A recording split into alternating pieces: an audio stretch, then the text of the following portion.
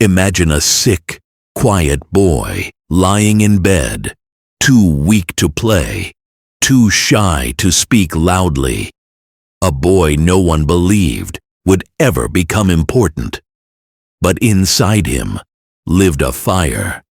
He loved books, he loved learning, and he refused to give up. This boy would one day lead a nation, expand its borders, make brave decisions, and work harder than any president before him. Today, you will hear the surprising and emotional story of James K. Polk, the man who changed the shape of America in only one term. Stay with me. This life story will shock you, inspire you, and teach you the power of silent determination. James K. Polk was born on November 2nd, 1795, in a small log house in North Carolina. His family was hard-working but not rich, and life in the countryside was simple. As a child, James was quiet, serious, and often sick. He had trouble playing outside because of sharp stomach pains, but he loved watching travelers pass by, hearing stories about faraway places, and dreaming about a bigger world. When he was 10, his family moved to Tennessee. The journey was long and dusty, but James sat on the wagon and looked around with bright interest, asking questions about every hill and river. When James was a teenager, his pain grew worse. One day, he could not even stand. His father rushed him to a doctor. Surgery at that time was risky and painful, and there was no medicine to make people sleep. But young James stayed brave. Everyone in the room was shocked to see how quietly he endured the pain. After many days of rest, he finally recovered. This moment changed him. He promised himself that he would work harder than anyone and never waste a day of his life. Because he had missed school for years, James started studying late. But once he began, he learned very fast. He carried books everywhere. He read while walking, read before dinner, and sometimes forgot to sleep because he was still reading. One teacher said, "This boy studies like he is racing against time." James wanted to catch up with everyone, and soon he became one of the top students. He even won a special speech competition because he practiced his speech every night in front of a small mirror. After college, James studied law. He walked miles every week to a lawyer's office, taking notes and watching legal arguments. He showed so much patience and discipline that people said he had an iron mind. Soon, he started his own law practice. He helped farmers with land problems and small shop owners with business papers. He spoke calmly, listened carefully, and explained things in simple words. This made people trust him. During this time, James met Sarah Childress, a smart and kind young woman who loved reading and learning just like he did. She listened to his dreams, encouraged him to work harder, and helped him plan his future.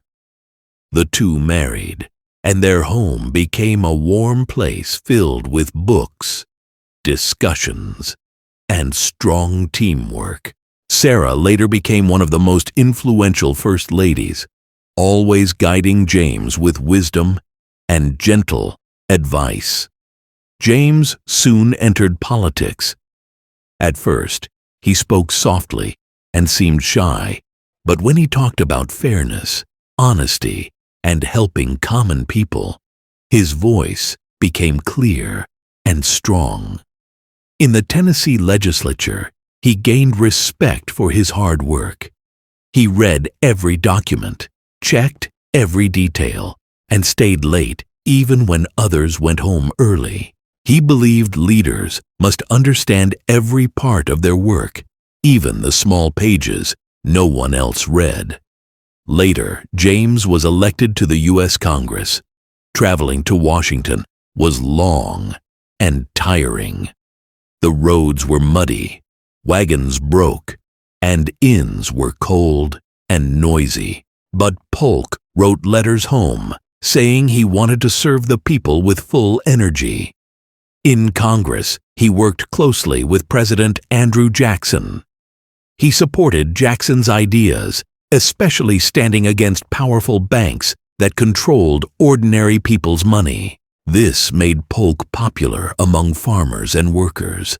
After many years, Polk became Speaker of the House. This was a very important position, but he handled it with calm discipline. He organized debates, managed loud arguments, and kept order even when politicians shouted over each other. People admired how he stayed cool under pressure. After serving as governor of Tennessee, Polk lost 2 elections. Many people thought his political career was over. But Polk did not give up. He believed that failure was not the end. It was a lesson. During these quieter years, he read, traveled around Tennessee, talked to farmers, and learned the real problems of common families. In 1844, something surprising happened. Polk was chosen as the Democratic candidate for president, even though he was not the most famous one. He was called a dark horse because no one expected him to win. But his simple message, expanding the country, lowering taxes, and keeping strong values, won people's hearts. When Polk became president in 1845, he made 4 clear goals. 1. Settle the Oregon border with Britain. 2. Bring Texas into the Union. 3. Fix the tariff laws. 4. Create a stronger financial system. He promised to finish all 4 in 1 term, and he did. The Oregon border deal was peaceful, but the conflict with Mexico turned into war after disagreements about Texas.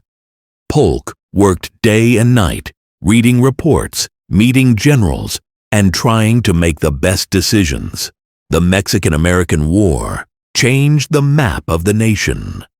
The United States gained lands that later became California, Arizona, Nevada, Utah, New Mexico, and parts of Colorado and Wyoming.